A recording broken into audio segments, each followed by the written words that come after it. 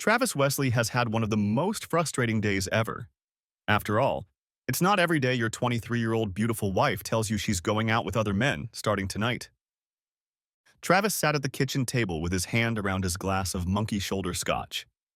He hadn't taken a sip of the amber liquid in 10 minutes, just sat staring straight ahead, not seeing, not hearing, but definitely feeling.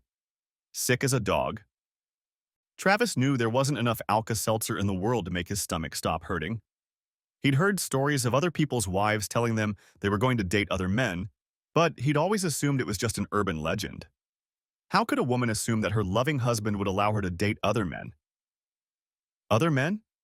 He knew what the word cuckold meant, but he just couldn't believe that a woman could be so callous to her own husband, so blatantly selfish in her desires. Until 45 minutes had passed.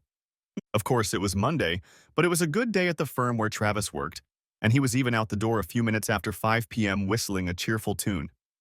He was still feeling pretty chipper when he walked into the house and found his wife sitting at the kitchen table sipping a glass of red wine, with a glass and bottle of his favorite whiskey in its usual place. He put down his briefcase and poured himself 3 fingers of the liquid before leaning back in his chair. "What's the mystery here, Lauren?" Travis asked, noticing the crooked half-smile on his wife's face. His wife looked him straight in the eye and smirked. A sly expression appeared in her gaze.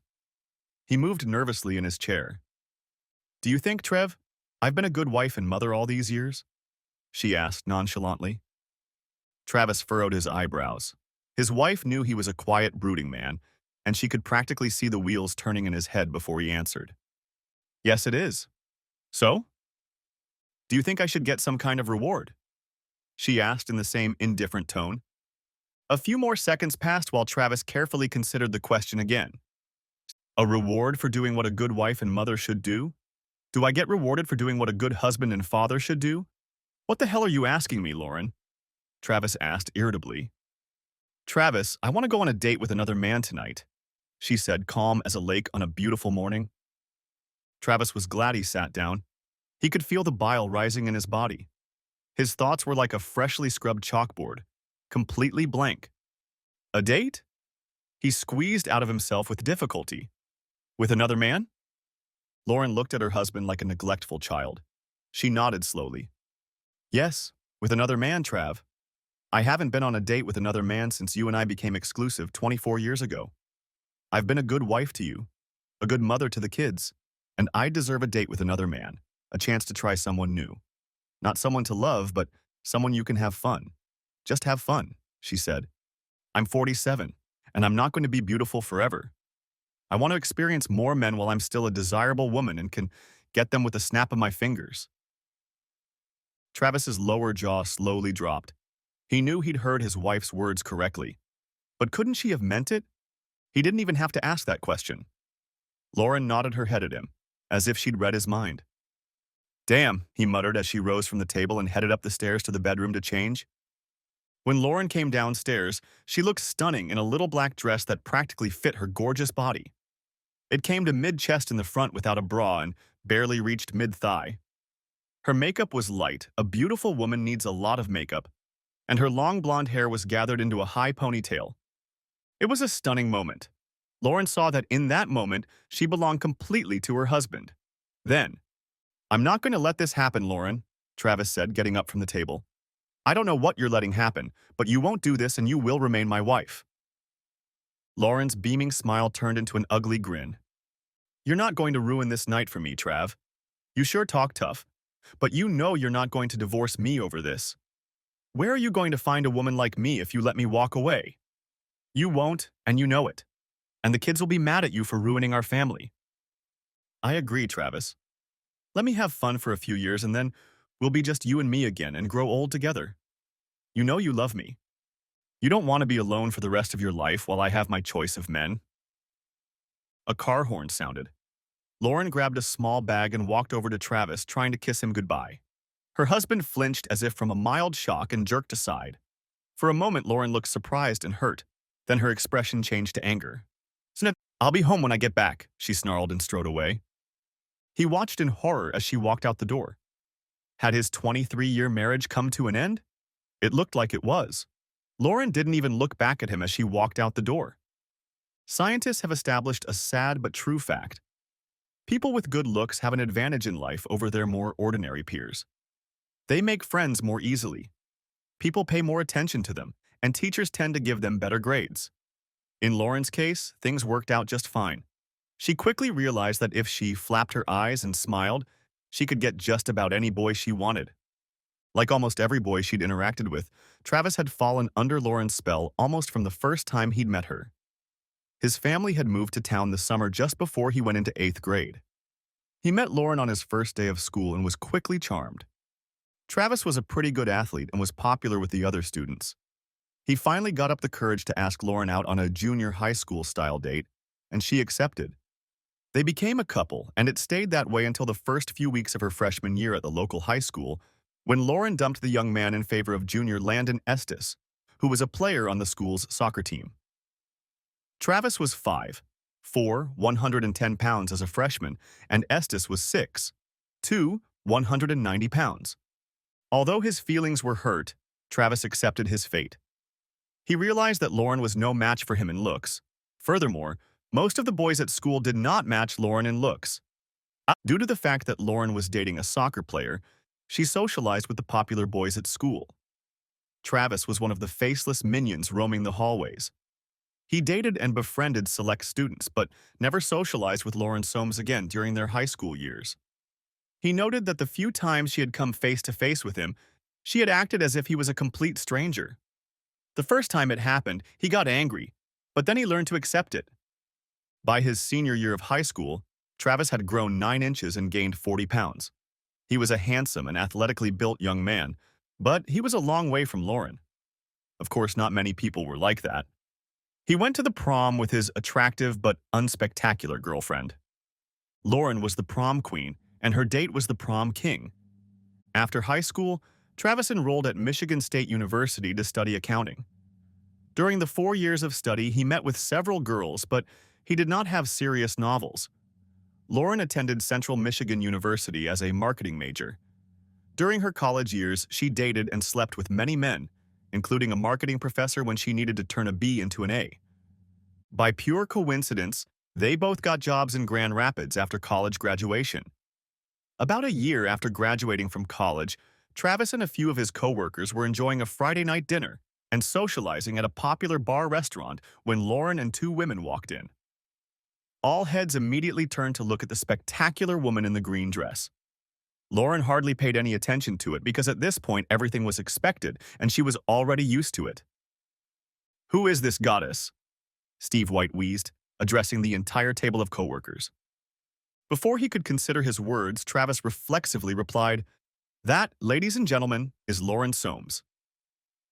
Everyone seated at the table turned their heads from the woman to Travis, many of them mouths agape. "Do you know her?" one of them asked incredulously. Travis grimaced. He hated drawing attention to himself. Any attention. "I was about 14. As soon as we moved on to middle school, I was toast, and she ignored me all 4 years like I was the invisible man," he said quietly. "So do you at least have a good groping story?" Joked one of the women at the table. "Hell, I'd grope him in a heartbeat, and I'm sure I'd be fine, at least at this table." The whole team broke into unrestrained laughter. It made Lauren and her friends look over at each other. For a second, she thought she recognized one of the men at the table, but she wasn't sure. The trio sat down at a nearby table, with Lauren sitting facing the table of the man she thought she knew. "Dude, you're not going to go over and say hi to that walking wet dream, are you?"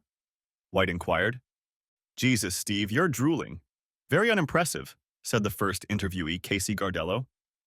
"She spent 4 years pretending she didn't know me. I don't know why she brought me up now," Travis said. Several people nodded in agreement. Lauren continued to study the man while enjoying her food. Then she snapped her fingers and pointed at the man. "Not nice, Lauren," one of her friends said. "If you point at someone in a restaurant, you might get offended in some places." Lauren ignored her friend's remark. "I'll be right back," she announced. "I need to say hi to an old friend." Lauren practically jumped up from her chair and walked over to the table where Travis was sitting. "Trav, hi. It's really good to see you," Lauren exclaimed, walking over to him. Travis rolled his eyes at his friends and then turned to face his former classmate with a fake happy expression on his face. Lauren, it's good to see you, Travis said with almost no emotion in his voice as he rose to his feet. Lauren stepped into Travis's personal space and kissed him gently on the lips, placing her hands on his shoulders. His co-workers sat stunned. Travis, in turn, was stunned as well. Lauren realized this and gave him a not entirely innocent smile. She felt very comfortable playing this game and knew it was far from easy for him. Let's go to our table and I'll introduce you to the girls, she said. She took his hand and practically dragged him with her to their table. He spent most of the rest of the evening with Lauren and her two friends. Before he left, Lauren took his cell phone, wrote down his number, and entered hers. Lauren was more than intrigued that Travis seemed to be indifferent to her. That had never happened to her before. He was polite in the restaurant, but he spent as much time talking to her two friends as he did to her. She kissed him on the lips several times during the evening, but he never once returned the kiss. On Monday morning, Travis's co-workers who were at the bar with him pounced on him, wanting to know how his relationship with the goddess had turned out. They were stunned when he told them he stayed another hour and then headed home to Alona's house. She's amazing, but she's 14 levels above me. I get it, he growled. I don't need that kind of aggravation. That kind of aggravation was waiting for Travis in the parking lot outside his workplace 2 Friday afternoons later when he got off work. He grumbled to himself as he saw her waiting for him at his car. Why didn't you ever call, Trav? She said. They drove to a restaurant off the road and enjoyed a nice dinner. They had a memorable time that night. Although Travis had his doubts about this woman, mostly related to her sense of self-worth, their relationship was slowly getting better. Her beauty was obvious, but he was slowly falling in love with who Lauren was. He bought an engagement ring, but before he proposed to her, they sat down and discussed their thoughts on fidelity. She impressed him, but Travis wanted nothing left unsaid between them. Obviously, I know a little about your past. I'm not going to ask for numbers or names, Travis said, as they sat down at the table for a serious conversation. What was in the past will remain in the past. The same goes for me. But I need to know about the future. From now on, I want us to be exclusive. Completely. No ifs, ands, or buts. If you honestly don't believe you can do this for us, I need to know about it now. If you can, well... He placed a small black box on the table between them. Lauren looked directly into Travis's eyes and then at the box. I will never cheat on my husband. Never. Travis opened the box. Asterisk, asterisk, asterisk, asterisk, asterisk. I will never cheat on my husband. Never. Travis remembered those words. Apparently his wife didn't consider it cheating since she'd warned him beforehand, but he knew better. She hoped he'd see it that way because otherwise, he didn't. Travis knew that Lauren had had plenty of opportunities to cheat over the years, and as far as he could tell, she'd rejected all of those opportunities like a good wife should. She was a 10. Hell, she was a 12, and he considered himself a 6 at best. That left plenty of room for someone closer to her physical level to sneak in and make themselves known. Assuming she hadn't had an affair he didn't know about, she'd been a real wife for 23 years. Travis knew he should be grateful for those years, but he wasn't. When he said, I love, he wanted it to be forever, not a measly 23 years. Truth be told, not a week went by that Lauren didn't get a proposal from someone. Not just men. She knew she wasn't just beautiful. She was stunning. A rare goddess among simply beautiful women. When God created his wife, he was having an extraordinary day, Travis always said. At first, Lauren told Travis about each of her courtships, trying to be completely transparent. But after a few years, Travis told her that he trusted her enough that she didn't need to spill everything to him. The only time he wanted to know she was being hit on was if the man didn't take her first rejection. Then he would take the necessary steps to blow the offender off. Travis, on the other hand, was rarely hit on by women. Part of the reason for this was that he used his wedding ring almost as a shield. Within minutes of meeting a woman, Travis would mention his wife and children in enthusiastic tones which usually extinguished any spark that flared up. He never realized what he was doing, and it repelled most women before they even had a chance to flirt. Lauren hadn't realized that her husband was turning off potential flirts. Or worse, the almost fairy tale marriage lasted 22 years before Rosa Esposito entered the proverbial Garden of Eden, or rather, went to work at the same public relations firm as Lauren. To quote a Bob Seger song, She was a dark-haired beauty with big brown eyes. She attracted men the way a strong magnet attracts metal. In any other office, she would have been an alpha female. But at Superior Solutions, she was at best a loyal assistant to the most beautiful woman on the planet. Rose, 42, had been married for 15 years, but she said she wasn't a fanatic about it. She had several affairs with her husband's knowledge and several more without his knowledge, and she often shared stories about her adventures with Lauren. She was a very good storyteller. So you haven't tried dating anyone since you got married?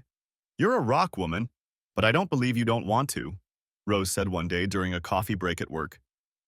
Well, I'm not saying I'm not interested, but I would never cheat on Travis, Lauren said. In recent months, Lauren has noticed that she is no longer getting as much attention from men in bars and restaurants as she used to. She noticed that more than once, younger women were getting the looks that used to be directed in her direction. She was beginning to doubt her visual persuasion abilities. Let's play the what-if game. What if Hubs had let you take a sample?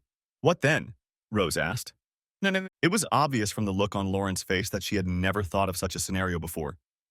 The wheels in her head were spinning frantically. I guess if I had permission, it would be a different story, Lauren admitted with a sheepish grin. Have you never thought about asking permission? Rose asked. You know that anything worth having is worth asking for.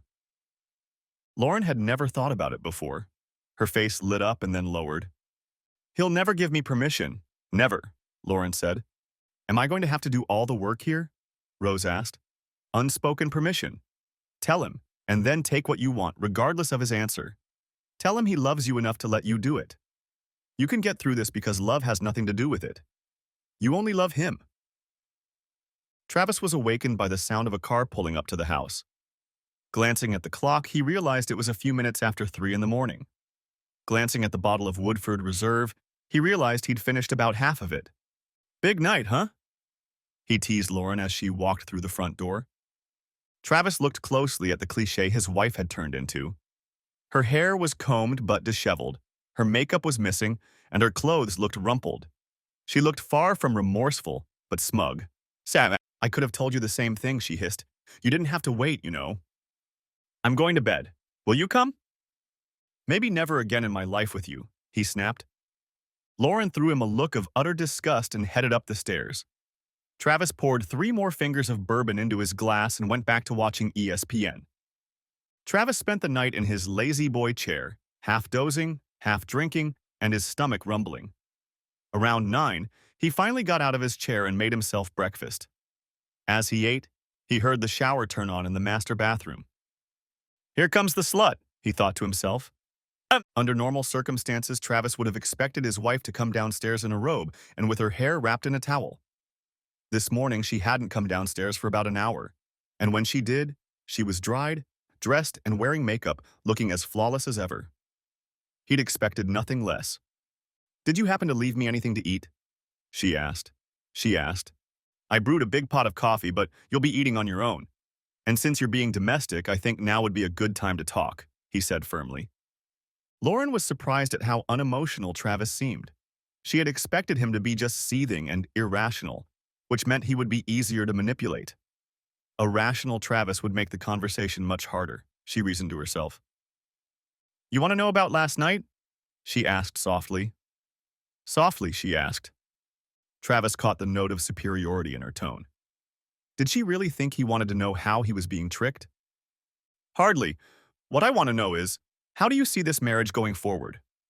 Travis said, his voice no louder than hers. As I said yesterday, I intend to try a few other men in the next couple years, but that's not love. I only love you, but I want to try a few more men while I still have my looks and body. I have given you everything for 23 years. I have never had a thought of cheating. I want a thrill, a little weirdness. You're great in bed, but I want to change. You know, get some different experience for a while, and then you and I will ride off into the sunset together, and I will be grateful for the experience and spoil you exclusively for the rest of our lives, Lauren said. Travis listened intently to Lauren as she made toast and jam for the coffee. He thought the way she was making toast while talking about the most important thing in his life seemed rather nonchalant. He had so many questions. Is this all about you wanting variety? You can't get enough of me, he wheezed. She started to answer, but he interrupted her. So you want to have an open marriage for a few years and then go back to monogamy sometime in the future? Does that mean I'll be able to date other people? Lauren tried unsuccessfully to suppress a giggle. The very thought of her sweet, quiet husband asking out another woman was ridiculous. Travis was the most married man she'd ever met. However, if that was what it took to get him to say yes, in principle, yes, she replied. Of course, I'm assuming it would just be entertainment for you. Travis raised his eyebrows and shrugged. Lauren had no idea of such a move. She did, however, have a thought. So, would you like to go on a date with Rosa? You know, the very beautiful woman from my office. I'm sure she'd love to say yes, Lauren said, knowing that her friend would have no problem entertaining her husband, especially if it meant helping Lauren achieve her goal of having fun with other men and still being married. Travis looked puzzled. I'd love to go on a date with Rose, but no thanks, babe. That would make me a total lecher, he said. Lauren's face started to blur into a smile, but then was quickly replaced by a grimace of anger. I'm not a whore, she shouted. If you insist, baby, he said much more seriously than she might have expected. I still won't agree to it. 7. Well then get over it, baby, because I'll do it even if you don't agree, she hissed. Rose walked into Lauren's office on Monday around 11 a.m. and found that Lauren didn't look happy. To hell with that prude and the horse he rode in on, hissed Lauren, closing the office door behind Rose. Hell, he even turned down a date with you. Rose frowned. I didn't realize I was on the menu. But the hell with it. How could he turn something like that down? She said, stroking her body with her hands. What about the date? Did you have a good time or did Travis ruin it? Rosa asked. The date was fantastic, Lauren enthused. Who do you think I should try next? Both women laughed heartily. Lauren was glad she hadn't been served with divorce papers right away. Since she and her husband had barely spoken, she'd decided it would be wise not to ask about his plans at all. Although he hadn't mentioned it to his wife, Travis really didn't want to rush into a divorce. He hoped she would quickly come to her senses and give up her foolish plans of cuckoldry. He believed that he could forgive her, and they could forget her misbehavior if she would stop this foolishness. His hopes were strengthened when Lauren didn't go on a date the following week, even though he still hadn't returned to the bedroom and they still hadn't communicated in a positive way. The following Friday night, however, Lauren was again dressed to the hilt, clearly ready for a date. Are you seriously going to do this again? With the same guy, or are you going to entertain someone new this week? Travis asked sharply. Damn, Trav, didn't you listen to a word I said? This isn't about you, it's about me, and about my desire to get something before I'm too old to attract anyone. It's not that I want you any less. It's just that I want more. And different. You know I get hit on all the time. I just want to enjoy it. I'll always come back to you. What if I don't want you to come back to me? I won't share you. I won't sit back while you have fun. I'm not made for that. I won't wait for you to try out half the male population of our town. I wasn't sure when you had your first date, but I think I can get over it. Once might be stupid, but twice is the ultimate disrespect, the ultimate betrayal. Go out all night. Stay forever. It's over between us. I wasn't put on this earth to take shit from you. Wah, wah, wah, wah, wah, she said, making talking motions with the fingers of her right hand. You know you don't want to lose me. This doesn't have to be an either-or situation. Travis had instructed his attorney to prepare the paperwork as early as last week, hoping it wouldn't be necessary. He was going to call his wife Monday morning, but first he needed to call his two daughters and tell them about it. Neither Jackie, 21, nor Michelle, 19, believed their father when he called them that night, at least at first glance. But after talking to both of them, he found that the older daughter had a hunch that something was wrong. You knew she was going to pull this shit and you didn't tell me? He yelled over the phone. Don't you think I've earned the right to know what's going to happen? Please, Daddy. I've been put in a very difficult position. One of you will not be happy with me no matter how I play it. Besides, it's her body. It doesn't belong to you. And if she wants to share it... Don't, Travis shouted. I realize she put you between us. But don't give me that she can do whatever she wants, whenever she wants, because it's her body. We made vows. Vows beyond speech about her body. She muttered briefly, then fell silent. Shit, baby. I'm sorry, Daddy, she whispered. Lauren was shocked and embarrassed when she was handed the divorce papers at the office Monday morning. She burst into tears and ran to the ladies' room. Rose came out a few minutes later, hearing a commotion. "You should have known he would at least make you file the papers," Rose said. "You hurt him badly, baby. It's his way of hurting you back. It's something like that. Men are such babies. He's trying to force his hand on you. He's not going to give up a 23-year marriage and half his stuff. Give him a week alone and living on his own, and he'll come crawling back." Straightening up, Lauren walked back to her desk, picked up her phone, and immediately dialed her husband's number. "How could you do this to me? In the office, in front of everyone. I know you're hurting, but I deserve better than this, Trev," she practically screamed into the phone. "After 23 years, didn't I deserve better than your unilateral decision to end our marriage? If I wasn't right for you, couldn't you have just given me advance notice and we could have separated like civilized people?" Travis said. "I don't want civilized people. I don't want a divorce. I still love you." "You still love me," she wailed. "I still love you, but that love diminishes every time you have fun with someone else," he growled. "My love is not a bottomless well. Like you, I always thought it was. And who would have thought it was? We were both wrong." Lauren fought the divorce. Her attorney had asked for and received marriage counseling, even though Travis was adamantly opposed.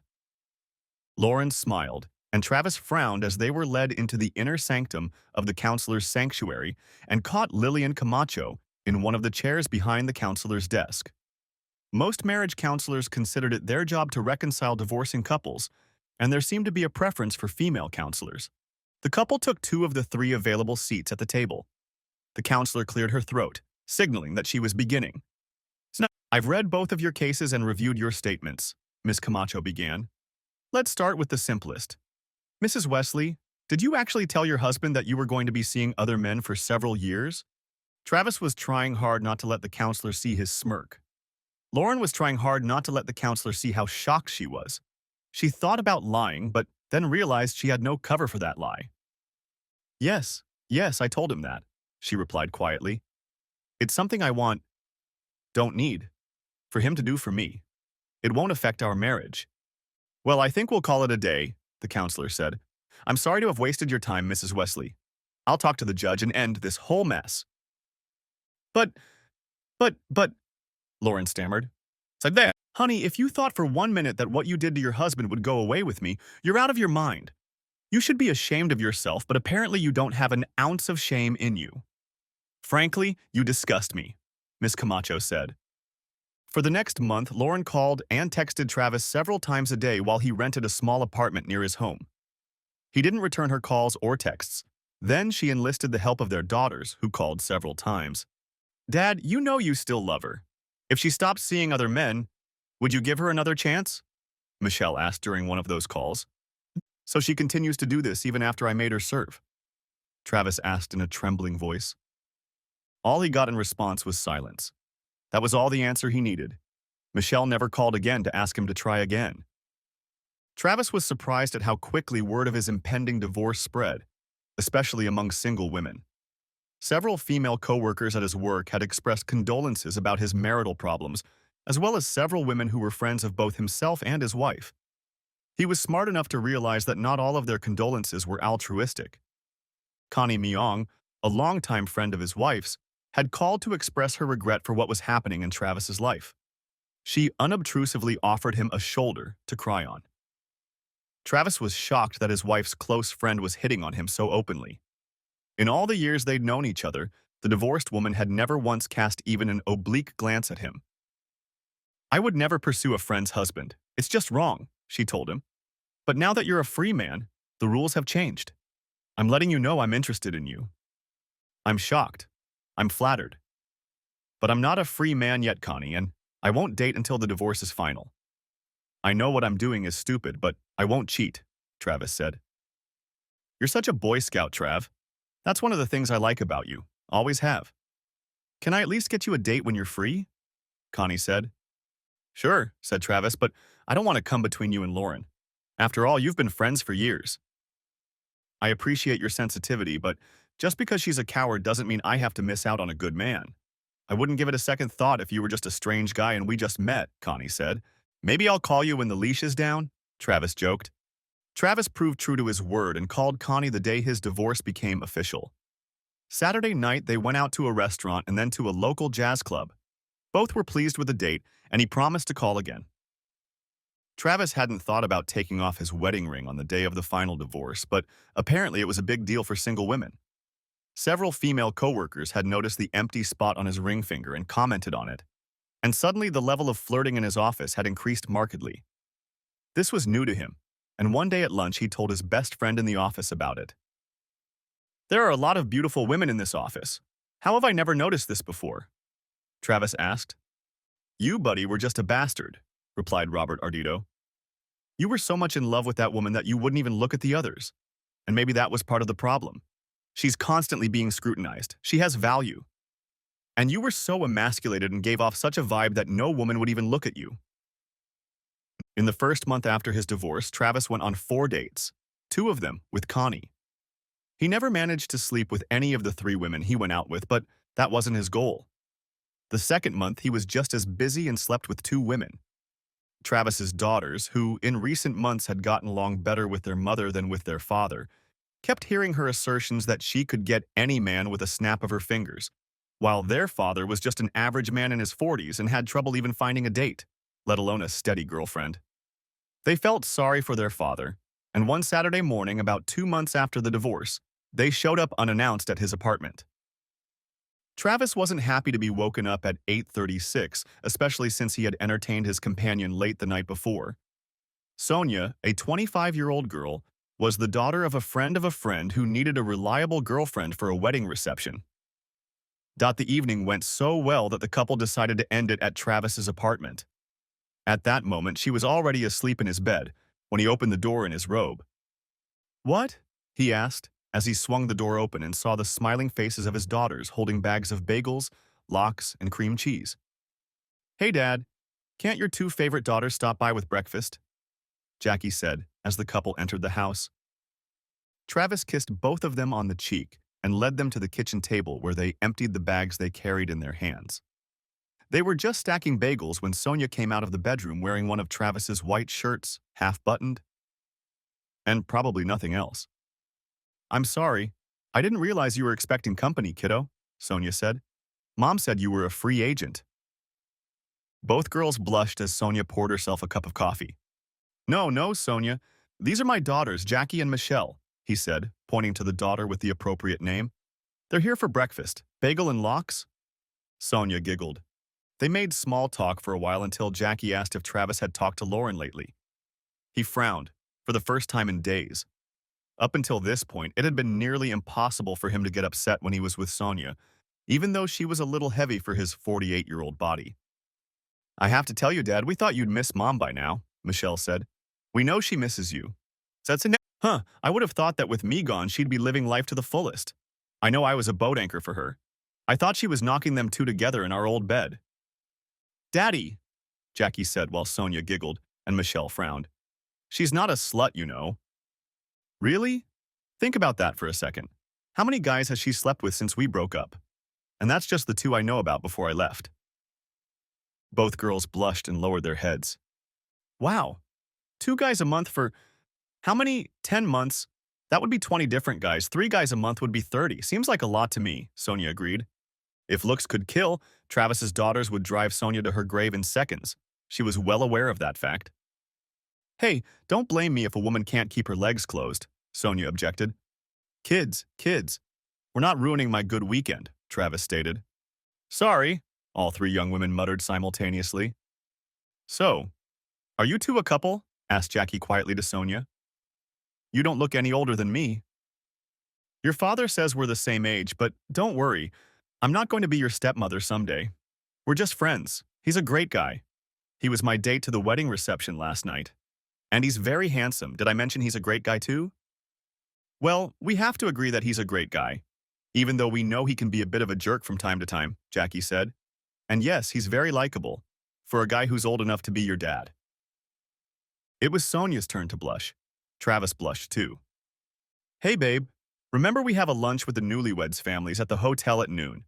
I need to shower and get some clothes from my apartment before we go," Sonia said. Both daughters rolled their eyes at their father. Mom, she was my age, Jackie told her mother over lunch a few weeks later. And it didn't seem like a one-and-done thing. They spent some time together. They enjoyed each other's company. I don't think he'll be coming crawling back to you anytime soon, Mom. No, you just caught him on a good day. He was probably helping a friend's child and got lucky. She's probably a whore who'll sleep with anyone. Your father's a great guy, but he's not a stud, Jackie. Jackie raised her eyebrows at her mother. You always seemed pleased with him, until you said you were going to leave him. Why didn't you just cheat on him without saying anything? Wouldn't that have been so much easier? You could have had your cake and eaten it too. That would have been cheating, Jackie. And if he had caught me, we would have been finished. By telling him I wasn't cheating and I was sure he'd give me what I wanted when he realized he might lose it. I have to admit I didn't expect the divorce to happen. I never thought he would have the courage to do it. Mom, I think you mistook love for weakness. And somewhere along the way you decided it was up to you. Was it all worth it? For the first time, Lauren's face reflected the tension she'd been through. Rose had said it had been so much better than it had turned out to be, but no, it hadn't been worth it. She also couldn't tell her daughter that she never thought Travis could be doing anything else but sitting around pining for his beautiful ex-wife. She was so wrapped up in herself that she didn't even realize that a handsome, though not gorgeous man with a great personality, intelligence, and a solid job could be very much in demand in the single-man market. And not just among middle-aged women. She knew that since her divorce, her ex-husband had dated several women, including her longtime friend Connie and now some young woman. Instead of sitting at home and crying over his past life, he was dating like a lonely 20-year-old. She hadn't said anything to Connie when she found out that the friend had gone on a date with her ex the first time, figuring it was some sort of pity date, but the second date had been completely unnecessary, and she had informed Connie privately, and in a rather loud tone. I thought we were friends, Con, Lauren declared. You were supposed to be on my side. We girls are supposed to have each other's backs. But he hasn't done anything bad to you, Lauren. And he's a good guy, a great guy. He's everything I want to see in a man. Why don't I go on a date with Trev? Hell, women are lining up to go out with him. He's a beef on the hook, girl. And he's great for dating. And in bed, too. I'll go out with him anytime he asks me out. How can you say no to a man like that? Lauren just stared at her friend with her mouth open. She was only now beginning to realize that she was deluded. She loved Travis. She hated coming home to an empty house at the end of the day. She hated sleeping alone at night. Travis, of course, never imagined that his life would become as exciting as it had become.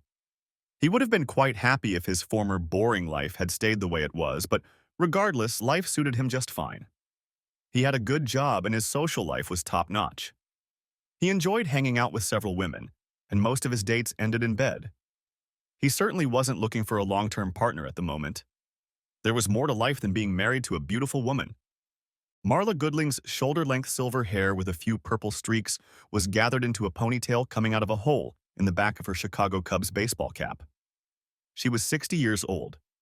In the left grandstand at Wrigley Field Stadium, she gathered more than enough stares. One of those looking at her appreciatively was the man she was with, Travis Wesley, the ex-husband of one of her longtime employees, Lauren Wesley. She and Travis were at a Cubs game as part of their weekend trip to Chicago. Marla has worked with Lauren Wesley for over 15 years. She met Travis at several company events where he accompanied his then-wife and always thought he was a good-looking and nice guy. She knew that he and Lauren had divorced about 2 years ago. Marla had already been a widow for about 5 years. Her longtime husband had been killed in a car accident. In that time, she'd only had one date before she'd decided to get Travis's phone number. Yes, Travis remembered her. He thought it was hard to forget a woman who seemed to radiate both class and beauty. Would he like to go to dinner with her? Sure, he replied. It had been a couple months ago. Their first date had been at an upscale restaurant, after which they'd gone to a concert at the Philharmonic, the tickets for which Marla had provided. The evening ended with a kiss at the front door of her house. The second date was a Saturday hike on the trails, and the woman giggled several times when a visibly tired Travis had to take short breaks during the day. It turned out that she and her late husband had been avid climbers and trail hikers, and while Travis thought he was in pretty good shape, it turned out he was wrong. He also learned that Marla had the trim body of an older woman, as well as mesmerizing gray eyes. The date ended with Marla and Travis making tender love on the rug in the living room of her home after hot kisses on the couch. She intrigued him with her combination of wealthy class and the freshness of a girl from the neighbor's yard. Marla happily agreed when Travis suggested she spend a weekend sightseeing in Chicago as part of their third date.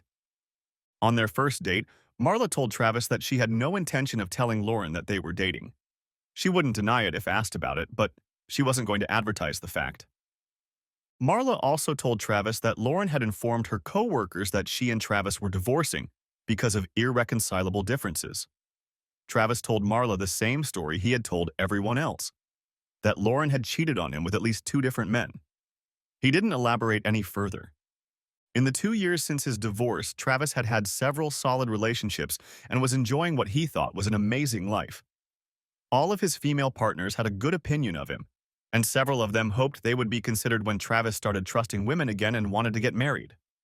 Lauren, on the other hand, acted in a different direction. As she told her then-husband before their first date, she was simply looking for satisfaction while she still had the looks to attract almost any man. She wasn't looking for an emotional relationship as most of her partners were. This basic difference between the two former partners was a problem for Jackie. She and her mother were immersed in planning the upcoming wedding, which her father was happy to pay for, when Lauren told her daughter that she thought both parents should attend the wedding without dating so there would be less tension. Jackie quickly agreed with the idea and relayed it to her father that same week as they chatted over lunch. "Does this brilliant idea belong to you or your mother?" Travis asked hoarsely. "I plan to bring a couple along. I'm paying for this party and I'm going to have fun with whoever I bring. Hell, I've been taking dance lessons for about a year now, ever since you announced your engagement." "You've been taking dance lessons? Seriously? Just for my wedding?" "That's so sweet, but—" "No buts, Jackie. Apparently she doesn't have anyone she considers close enough to invite, so she's trying to drag me along too. Once again, she's being a selfish bitch and trying to manipulate the situation in her favor. Sorry, babe, but I'm not going as a bachelor party to my own daughter's wedding. If you don't have the guts to tell her that, I sure do. She can go alone or bring a date. That's up to her." "I'll bring a date," Travis said. "I'll do it myself, Dad. I'll tell her. Your reasoning is right, and I really want to see you dance. But you'll still want to bring someone older than me." "I can do that, baby. But you have to see Sonia and I dance." Travis smiled broadly and got a wide smile in return. For the wedding, Travis took Connie Myong with him. In Travis's opinion, she looked stunning in the sea green dress that she bought and he paid for. They argued over the fact that he had bought the dress. Travis explained to the woman that since he was the father of the bride and needed to be in a tuxedo, she needed a new dress, which he happily bought. "And yes, I realize it needs shoes to go with it as well," he told her with a wide smile on his face. Walking his eldest daughter down the aisle had been one of the most pleasant and most unpleasant experiences of Travis's life. All the other fathers who had told Travis it would be like this had failed, he noted to himself. Still, the day had been wonderful, he had to admit. He, Connie, and his kids had had fun and danced until well into the night. The only thing that had brought discord to the day was the appearance of his ex-wife with a date of her own. Not that Travis cared, but the date spent most of the first part of the wedding smirking at Travis and then spent most of the second part of the night hitting on several women like an obnoxious drunk until Jackie asked her mother to remove the guest. Lauren, clearly embarrassed, apologized and quickly escorted the man out the door. Before leaving with her beau, Lauren still took the time to follow Connie into the women's restroom. "You man-stealing bitch," she said to Connie once they were in the restroom. "Sorry, but I've never stolen men from anyone," Connie replied. "He divorced you before we even started dating. You have no one to blame for that divorce but yourself. You gave up a fine man for cheap entertainment." Lauren's face turned crimson. Her eyes, which at first had been gazing intently at the other woman, suddenly faded. She lowered her head and stood motionless as Connie walked out the door. Connie didn't say a word to Travis or the family, as she didn't want to ruin the special day. A few months after the wedding, Michelle visited her father and looked fussy. Travis watched her for a while before popping the question. "Okay, Mitch, what's going on? You've been kind of jumpy all night," Travis said. Michelle blushed thickly and began to stutter. Travis realized something was wrong. "Dad, I know Mom talks from time to time about getting back together with you. about how she's going to win you over when she stops having fun with other guys. And you two, uh, haven't been doing anything else, have you? She asked. My life is none of your business, young lady, snapped Travis. But no, I haven't slept with your mother. Why? Because she has a venereal disease, Daddy. I heard the end of her conversation with her friend Rosa, and she told her that she has syphilis, Michelle said quietly, without looking her father in the eye. Travis looked surprised and then sad as Michelle watched him with the edge of her eye. Sad. I assume you're telling me this because you care about me, Travis said. But it's standard state policy to inform all possible recipients of the disease that they need to be tested. I didn't know that. I was just taking care of you, Dad, she said. I know Mom is still sleeping soundly. Several of my friends have warned me that she's a real slut. It's always embarrassing when a friend tells you your mom is a slut. A few days later, Travis received a nasty phone call from Marla. He immediately realized that she was concerned about the same things that were bothering Michelle, although she obviously had her own health issues as well. If you're wondering if I slept with my ex, the answer is not just no, but hell no, Travis said. Believe me, Marla, I understand your concern. But there's nothing I can do if my ex is a piece of work. The billet is the nicest thing I've heard from her lately, Marla said.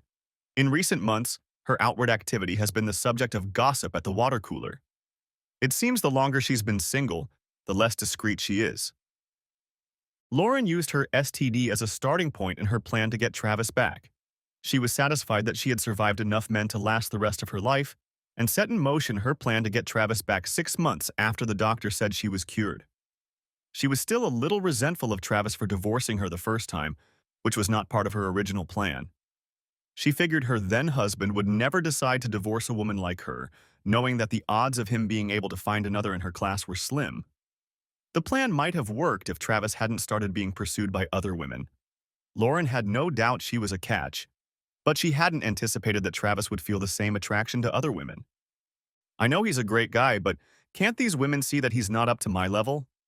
She said to Rosa one day as the two women sipped margaritas at the bar, waiting for a date for the evening. Rosa nudged her friend about her current lifestyle. She knew that Travis was handsome enough, but had greatly underestimated the depth of his personality, also because he seemed to always be subservient to his wife. She expected Travis to just sit around and mope while his wife had fun with other men. Who would have thought that Travis had so much game in him? Lauren and Rosa had been watching Travis ever since Lauren had given him the ultimatum, and truth be told, it appeared that his life had been almost as full as Lauren's since the divorce became official. If Lauren had been more honest with herself, she might have recognized that it seemed that, emotionally, her ex-husband's life had been much better. Travis was dating and seemed to be genuinely having fun with his partners. Lauren was having fun with hers, although neither of them had contracted an STD. It was a drag, she noted. Maybe it was time to reconnect them with Travis, Lauren concluded. Travis was more than surprised by the voice on the other end of the line. He hadn't spoken to his ex-wife in almost 2 years. One of his daughters must have given her his new cell phone number. He hadn't forbidden them to do so, but he said he didn't think it was appropriate to ever speak to her directly again. Hi, Trev, she purred in her most pleasant tone. I think it's time we had a talk. I thought we weren't going to talk until Michelle got married. But since that's not happening, why don't we go back to not talking? Travis said. Still the same Travis. Still trying to deny that you don't love me. But you know you do. You know you want me back? Still the same, Lauren, he replied. Still thinking everything revolves around you. Look, Trav, I realize you're still mad at me, but I really do love you. I probably should have just cheated on you and kept you in the dark, but that would have been cheating. It was still cheating, Lauren.